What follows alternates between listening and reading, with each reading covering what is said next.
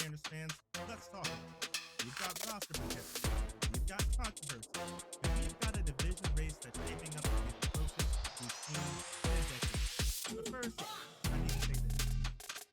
I really had some thoughts about Dylan. I mean, out of everything I said about pitching, offensive moves, playoff potential, the one thing that got some people fired up was my take on Dylan Moore.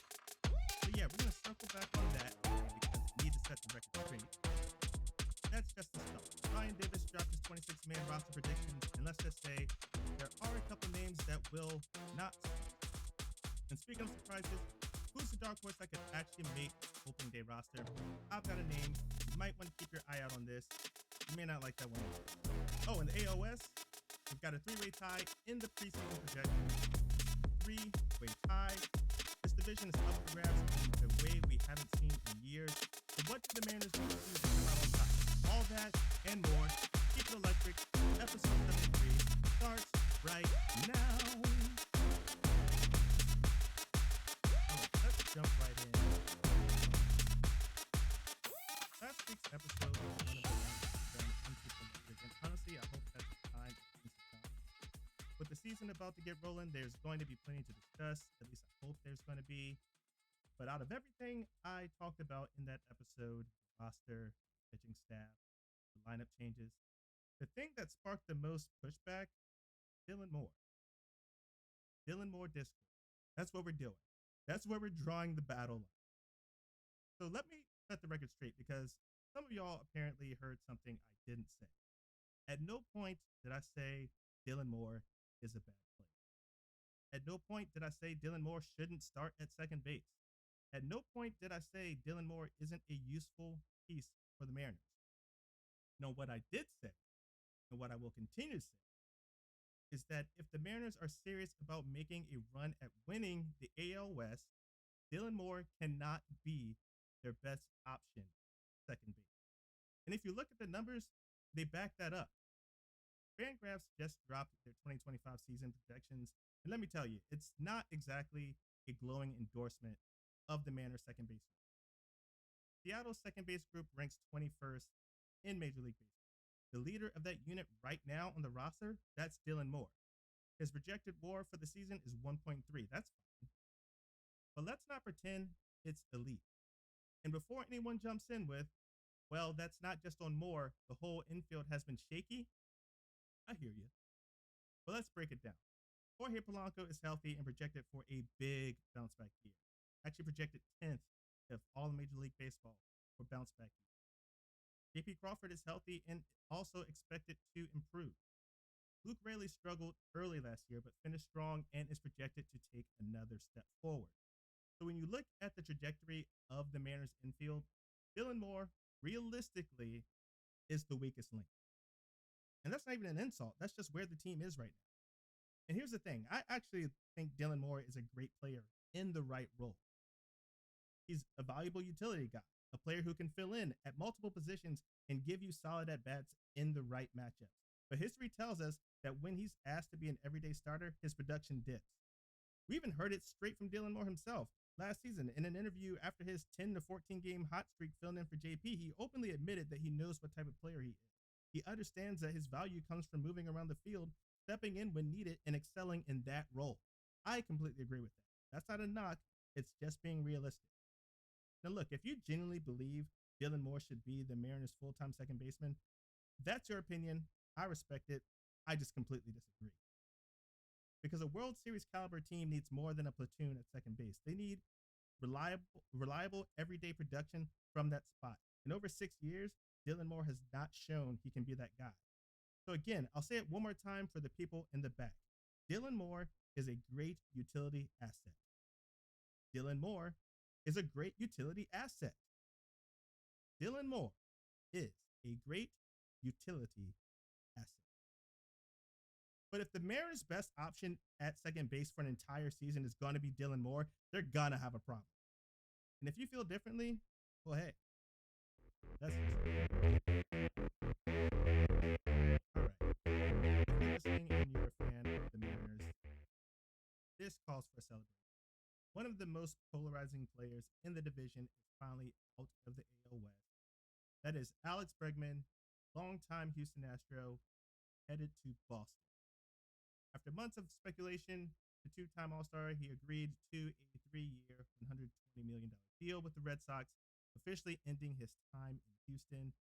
While Seattle flirted with the idea of landing him early in the offseason, by mid-December, we knew we weren't going to. It became clear they were just going to be spectators in a bidding war. Honestly, I don't think that that's a bad thing. The deal's interesting. I believe there's some opt-out in 2025 and 2026, and some deferred money, but it's not just because of the money that makes it interesting. Bregman also had offers on the table, including 6 years from the Tigers, 4 years from the Cubs, and he also turned down a chance to return to Houston. That wasn't just any offer. Longtime teammate Jose Altuve reportedly offered to move off of second base after 14 years at the Keystone to make room for Bregman at second. That's kind of wild. I mean, Altuve offering to slide over, that tells you how much Astros wanted him back. But Bregman clearly prioritized short-term flexibility over long-term. Boston gets a proven bat, a veteran leader, and someone who knows how to perform in big moments. So the biggest question is, can he thrive outside Houston? Everyone knows how much he benefited from those Crawford boxes. Aiken Park now, it's not Minute Maid anymore. For those who still need some time to adjust, let's call it Minute Maid. The left field wall sat just 315 feet away. Now he's going into Fenway where the Green Monster's there. I think the Green Monster's at. So the distance isn't a problem. The real difference is the height. He's not going to get the same cheap homers he got in Houston. Those homers are probably going to turn into doubles. It's actually kind of a nice trade-off, but that's really not a bad thing. If you're the Red Sox, you'll take the high average, high OBP, the guy smacking doubles off the wall. And the history backs up. Bregman has absolutely raked at Fenway in his career. 21 games, he hit 375 with 7 home runs, 15 ribbies, and 9 doubles. So yeah, the Sox fans should feel good about it. Now, one wrinkle, probably the biggest one, is he's still not going to be playing third base. The plan is to slot him in at second, a position he's really only started 9 times in his career. So it's going to be an adjustment, but with his athleticism, defensive instincts, it should be a manageable transition for him. Now let's talk about what this means for Seattle. That's way more important. With Bregman gone, the Astros just lost a big piece of their lineup. That's kind of a big deal for us. Every game's going to count this year. This move doesn't weaken Houston that much, but I think just enough. It gives the Mariners one less headache to deal with over the next few seasons. So I'm not complaining. The other thing is, we don't have to see Bregman in an Astros uniform in 2025. Now let's be real. No matter what jersey he's wearing, those Boo Birds are going to rain down on him in T-Mobile Park, and that will be sweet. Those things will never change. All right, thank you guys for joining us. Let me talk about your favorite part of the show. Don't forget, this is how we do it. First up, 24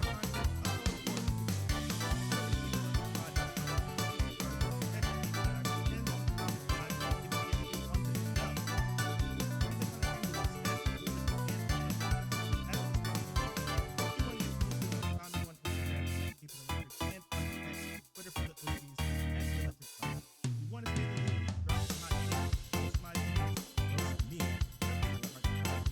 That's what we do. But hey, if you got a question, comment, or just want to vent about the manners, you can always reach out to me and contact me on the website. Last but not least,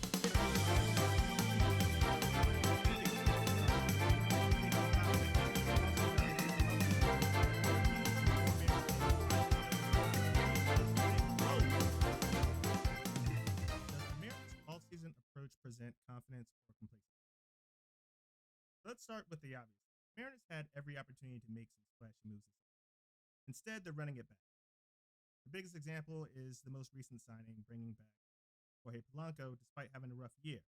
Now, that's not necessarily a bad thing, but it does tell us that the front office is sticking to their guns, putting full faith in their core players rather than shaking things up. Now, if you've seen the latest 26-man roster projection from Ryan Divitt, you know that approach comes with some pretty significant risks. Look, now, if there's one part of this roster I have zero concerns about, it's the starting rotation. Bringing back what was arguably the best pitching staff in baseball last year, that's a win. You can question a lot of things about the Mariners all season, but Keeping this rotation intact is 100% the right move. It gives Seattle a legitimate edge every single night, and that's something a lot of teams in the AL can't say. Now, here's where things get interesting. The Mariners aren't just banking on Jorge Polanco bouncing back. They're also giving Luke Raley a bigger role at a position he's not entirely familiar with. That's two guys who need to adjust defensively, and if that transition doesn't go smoothly, we could see their offensive numbers take a hit. And look, I like Raley. He was productive last year. This might be a big ask with him holding down first. Same with Polanco. If the defensive side of things becomes too much of a strain, it could snowball into other areas of his game. That's when things get dicey. The one area that seems pretty locked in is the outfield. J-Rod, Robles, Rosarina, that's a solid trio. No surprises there. Same thing behind the plate. The Mariners have their guys set, and that's that. Where things get a little uninspiring, that's the backup. Got Donovan Solano, who they sounded off not expecting to use that. Miles Mastroboni, we don't want to see that guy with a bat in his hand. And then the Mitches and Garver and Haniger. Part of me thinks they kept them because they have a fun sandwich on them. Regardless, they add versatility, sure, but do they actually make this lineup better? That is debatable. Now, this is the part that really caught my eye in Divish's projection. The Mariners put a ton of emphasis on adding bullpen depth this offseason, but guess what? According to his roster projection, not a single new reliever is making the opening day roster. The projected bullpen is made up entirely of returning Mariners. So after all the offseason bullpen moves, guys like Hagen Danner, Will Klein, Shintaro Fujinami, don't make the cut. That's a little concerning because if this group struggles, we're back to what we saw last year. We're going to be shuffling arms in and out Tacoma, hoping to find stability in high leverage. So here's the thing. Are the Mariners actually stronger heading into 2025, or are they just hoping on this move? Right now, it feels like a lot of this roster is built on hope that Polanco finds his swing again, hope that early projections stays hope that the bullpen stays healthy and figures it out. Hope that Alright, let's have some fun because this might be a stretch, but hear me out.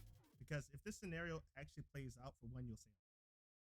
But for two, it could change the entire outlook for Seattle's field in 2025.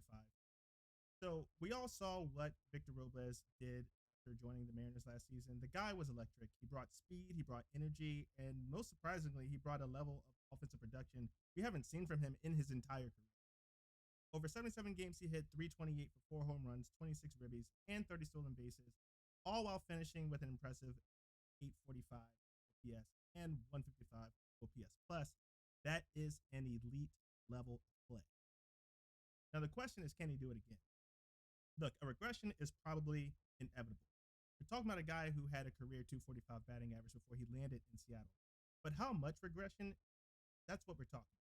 If he dips down to 270, which I expect, with good defense and speed, he's still a very valuable player. But if he crashes back to his pre-2024 numbers, actually his pre-Mariners numbers, the Mariners could be looking for answers in the outfield, and that's where things get super interesting. So a quick solution is Mitch Haniger. He's entering 2025 with plenty to prove. The bat's still there, kind of. When he's healthy, he can produce. Defensively, that's another story. The years have taken its toll on Haniger. He's not the same fielder he once was. If Robles struggles to do what he needs to do, the Mariners could give Haniger more reps in the outfield, or do they keep him primarily as a DH to preserve whatever offensive upside he has? You still have Domkin Zone. Cade Marlowe still with the club, but I'm going to leave them out of this because that seems like the obvious play, but may not be.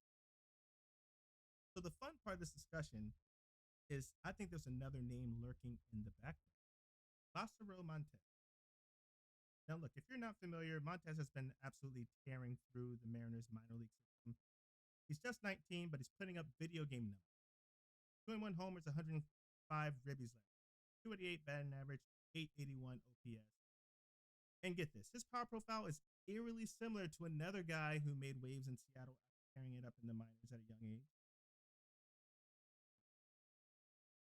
Julio Rodriguez. Now, before we start crowning Montez as the next J-Rod, let's be real, because I know some of you aren't coming along with me on this.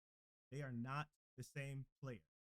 Julio had speed, elite athleticism, and a more polished all-around game when he was making his way to the majors. Montez, on the other hand, is more of a pure power hitter with a mature approach at the plate, a little bit more mature.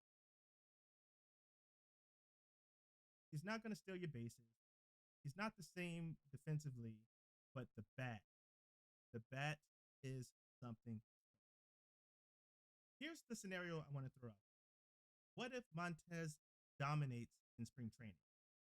We've seen it happen before. A young player shows up to camp, mashes everything in sight, and suddenly the front office has a decision. If Montez shows he can handle big bat pitching and looks like a legitimate contributor right now, do the Mariners stick to the original plan and let him develop in the minors, AAA maybe? Or do they pull a J-Rod 2.0, push him straight to the majors? Here's why I think it could happen. The outfield depth is questionable. If Robles struggles and Haniger can't hold up defensively, Canzone still struggles, the Mariners might need another bat in the outfield. Montez's bat could be MLB ready. If he's already producing against elite competition in spring training, why hold him back? Seattle has a track record for fast-tracking talent. We saw it with Julio. We saw it with Logan Gilbert. We saw it with George Kirby. If a player is ready, they're not afraid to make the call. Now, why might it not? Service time manipulation. Mariners could wait a couple months to keep Montez under team control. There could be some concerns with his defense. Is he actually ready to play outfield at a major league level? Too much pressure too soon. Throwing a 19-year-old in the big leagues is never easy, even for a top prospect. So here's my challenge to Mariners fans. In your mind, what would Montez have to do in spring training to make this a real comeback? Would a 350 batting average with 5 home runs and elite at-bats force the Mariners to reconsider their timeline? Or do you think they stick to their original plan no matter what happens? Either way, I think Montez is one to watch. And if the stars align, we could be looking at a surprise roster. One of the Mariners' most exciting young prospects. Let me know what you think. Pull the trigger on Montez and get great company, or just send it back to the Mariners and let them marinate. Hit me up with your thoughts on this one. This is going to be the last topic. What do the Mariners need to do to win the AL in 2020? All right. Let's keep it real because the AL West race is shaping up to be one of the tightest we've seen in a decade. Fangraphs has the Mariners at 31% to win the division. They have the Rangers at 33% and they have the Astros at 30%, leaving the Angels and the Angels somewhere. Basically, it's a toss-up between those three teams. Now, if you're Houston, Texas, or Seattle, that means you have a 70% chance of losing. That's the reality. So the biggest question for us Mariners, what do the Mariners need to do to push that percentage higher and actually take the AL West? I'm going to break that down. Step one, you keep the pitching elite. Duh. That is non-negotiable. The Mariners want to take the division. They need more of the same from their starting rotation. Logan Gilbert, he had a career year last year. Maybe it's tough to repeat, but I still expect him to be rock solid. Luis Castillo wasn't perfect, but I don't see any major regression. I think we're going to get a very similar Castillo. His stuff is still elite, and it probably will be elite for the next 2 or 3 years. Kirby, Wu, and Miller. I think this part's super interesting. They're young. They're still adjusting their arsenals, but I expect all three to improve. Kirby specifically is the one to watch. He works harder than anyone, and if anyone in this rotation is grabbing a Cy Young first, it's definitely him. Now, this all sounds good on paper, but the problem is no matter how elite your rotation is, you cannot have a championship team without a healthy bullpen. And that's where I think this gets a little dicey. If the bullpen stays intact, I actually love what the Mariners have back. A healthy Matt Brash coming back, that's big. Gregory Santos, if he's hitting triple digits, that's even bigger. Then you have Munoz locking down the ninth. That's the dream scenario. If those three guys are healthy and dominant, the Mariners bullpen will be one of the best in the league. You sprinkle in a surging Troy Taylor, Taylor Salcedo, who is very meh and probably knows that he's very meh, but is a very good left-handed option situationally. Colin Snyder, Trent Thornton, they didn't really get enough love. Now you've got a bullpen with depth. Now the reality is injuries happen. The Mariners can't afford to have this bullpen collapse like it did last year. So the front office has to be aggressive at the trade deadline if things begin to fall apart. Now that brings me to my next point. The offense has to outperform. We all know that the pitching is not the problem here. It's the offense. It has been. Last year, Victor Robles hit an insane 328 after coming to Seattle. I know I touched on this before, but let's be real. That's probably not happening again. I think he'll settle in as a 270 guy with good speed and defense. That is totally fine. JP Crawford, I expect a better year. Not a breakout year, but a better year. Jorge Polanco should be much better, assuming he stays healthy. Luke Raley, also projected to have a much better season. Those three guys alone should make up for the inevitable regression we'll see from Robles, but I think things are trickier than that. Dylan Moore, bring that name up again. He isn't an everyday second baseman. I expect him to lose his job at some point this year. That brings in Cole Young and Ryan Bliss. They're going to be the ones knocking at the door later in the year. Now, here's a take that might ruffle even some more. Mitch Garver and Mitch Haniger are temporary. I don't think Mitch Garver works in this lineup. Honestly, Haniger might not work in this lineup anymore either. For this team to truly contend, everything else has to click perfectly for Garver or Haniger to even make sense. So here's the best case scenario. They both start off hot. When they're used, they're hot. If Haniger and Garver are mashing in the first half, move them. Get them out. They're not a part of the team's long-term plans, so flip them while their value is high. Seattle needs more depth. And one of the biggest weaknesses right now is the infield. So if these guys can bring back a bullpen arm for Garver or Haniger, or even a starter at the deadline, they have to consider it. Which brings me to my final and biggest point. Be ready to move Luis Castillo. The Mariners might not finish the season with Luis Castillo on the roster, and we need to come to terms with that. Now, do I want that to happen? No. But if the Mariners struggle in the first half, or even if they're still in the hunt but have glaring weaknesses, they might be forced to move Castillo to upgrade the infield. Second base, not set in stone. Third base, not locked down. Shortstop, could be in flux if Crawford struggles. If the Mariners get to the trade deadline and their infield situation is a disaster, moving Castillo could be their only option to get a legitimate difference maker.